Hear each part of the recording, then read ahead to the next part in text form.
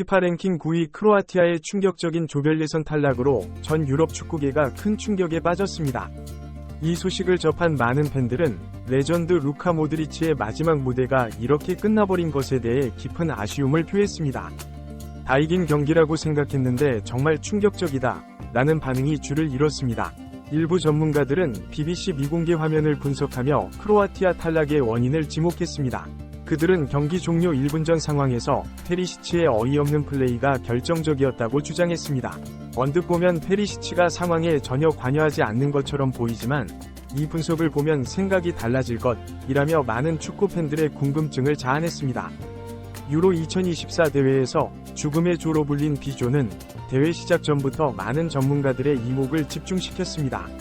피파 랭킹 12위 안에 드는 초강팀들이 몰려있어 어떤 팀이 이변의 희생양이 될지 전 유럽 축구계에 관심이 쏠렸습니다.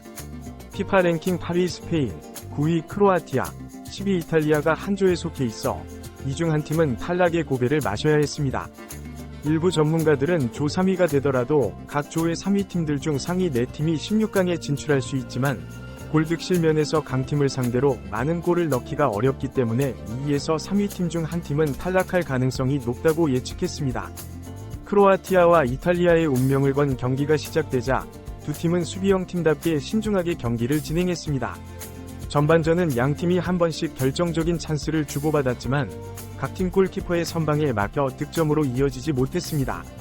경기를 지켜보는 각국 응원단은 손에 땀을 쥐고 긴장감 넘치는 경기를 지켜보았습니다. 전반전을 0에서 0으로 마친 두 팀은 후반전에 승부를 걸어 승점 3점을 가져오기 위해 공격 라인을 서서히 올리기 시작했습니다.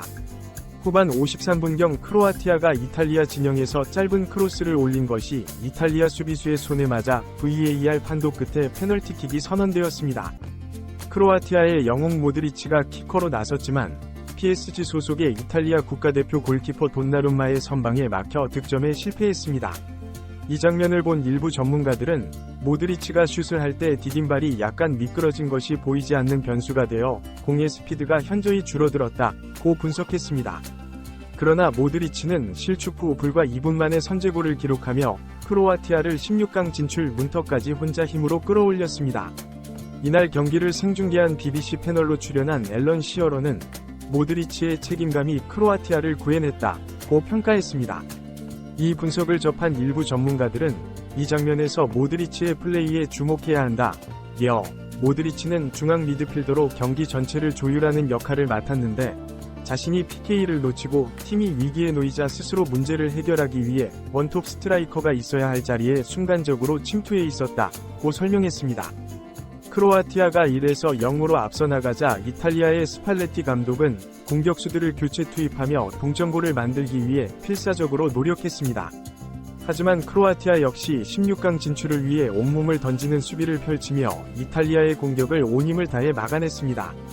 크로아티아의 달리치 감독은 후반 70분경 코바치치를 빼고 페리시치를 투입하며 수비를 강화하려 했습니다. 그러나 페리시치의 투입 이후 크로아티아의 수비 라인에 균열이 생기기 시작했습니다. 일부 전문가들은 페리시치가 들어가면서 크로아티아의 수비 라인에 균열이 생기고 있다며 달리치 감독이 2차전에서 수비 위치를 이상하게 가져가는 페리시치를 투입하는 실수를 저질렀다고 지적했습니다. 후반 막바지에 페리시치는 매우 높은 위치까지 올라가 슈팅을 시도하는 모습을 보여주었는데 이를 본 전문가들은 저런 플레이가 문제가 된다. 1에서 0으로 앞서가는 상황에서 저런 위험을 감수하는 플레이는 하지 말아야 한다고 비판했습니다. 달리치 감독은 경기가 1에서 0으로 끝나가자 모드리치를 교체하며 완전히 수비로 전환했지만 이는 오히려 독이 되었습니다. 이탈리아는 중앙에서 경기를 조율하는 모드리치가 빠지고 페리시치가 위험한 공격 플레이를 일삼으며 이상한 수비 위치에 종종 놓이자 그 빈틈을 뚫고 들어가 경기 종료 1분을 남겨놓고 동점골을 터뜨렸습니다. 이 장면을 본 전문가들은 파이브백에서는 크로아티아의 진영으로 이탈리아가 공을 몰고 들어오는데 미드필드를 그냥 지나치며 전진하자 크로아티아 수비가 앞으로 뛰어나가려다 처졌다고 분석했습니다. 그들은 페리시치가 앞선 상황에서 뛰어나간 동료의 뒷공간을 커버하기 위해 빠르게 복귀를 하지 않았기 때문에 연쇄적으로 수비 라인이 붕괴한 것이라고 지적했습니다. 결국 크로아티아는 다 잡은 경기를 1에서 1 무승부로 마치면서 16강 탈락이 거의 확정되어 버렸습니다. 많은 축구 팬들은 크로아티아의 페리시치가 1차전부터 골칫거리였다며 끝까지 팀에 민폐를 끼쳤다고 비판했습니다. 그들은 1차전과 2차전에서 실점을 할 때 페리시치의 수비 실수와 무의미한 크로스 등이 문제가 되었음에도 불구하고 그를 중용하는 달리치 감독은 스스로 화를 자초한 골이라고 지적했습니다.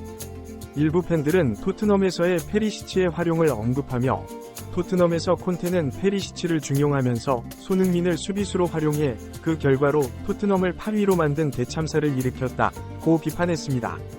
그들은 토트넘에서는 손흥민을 바보로 만들더니 이번에는 국가대표팀에 가서 크로아티아 레전드 모드리치의 라스트 댄스를 망쳐버렸다고 일침을 가했습니다. 이번 크로아티아의 탈락은 단순히 한 경기의 결과를 넘어 유럽 축구계 전체에 큰 파장을 일으켰습니다. 특히 모드리치와 같은 세계적인 선수의 마지막 국제대회가 이렇게 끝나버린 것에 대한 아쉬움이 전 세계 축구 팬들 사이에서 공감을 얻고 있습니다. 또한 이번 사건은 팀 전술과 선수 기용의 중요성을 다시 한번 일깨워주는 계기가 되었습니다.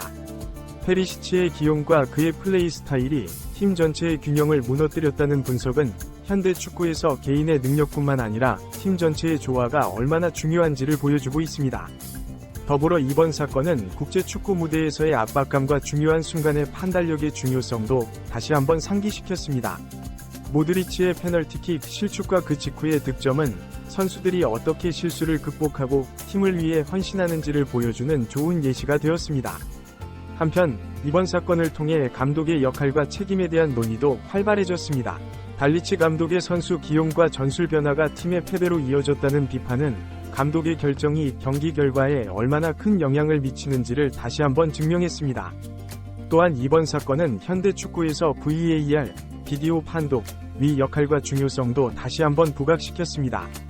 페널티킥 선언 과정에서 VAR이 사용된 것처럼 기술의 발전이 축구 경기의 공정성을 높이는 데 기여하고 있음을 보여주었습니다.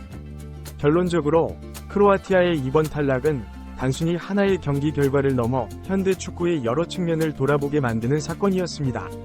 개인의 능력, 팀의 조화, 감독의 전술, 기술의 발전 등 다양한 요소들이 복합적으로 작용하여 경기 결과를 만들어내는 현대 축구의 특성을 잘 보여주는 사례라고 할 수 있습니다. 이 사건을 통해 많은 축구 팬들과 전문가들은 앞으로의 국제대회에서 어떤 팀이 성공할 수 있을지, 그리고 어떤 요소들이 승리를 위해 중요한지에 대해 더욱 깊이 생각해보는 계기가 되었습니다. 크로아티아의 탈락은 아쉽지만 이를 통해 얻은 교훈은 앞으로의 축구 발전에 큰 도움이 될 것입니다.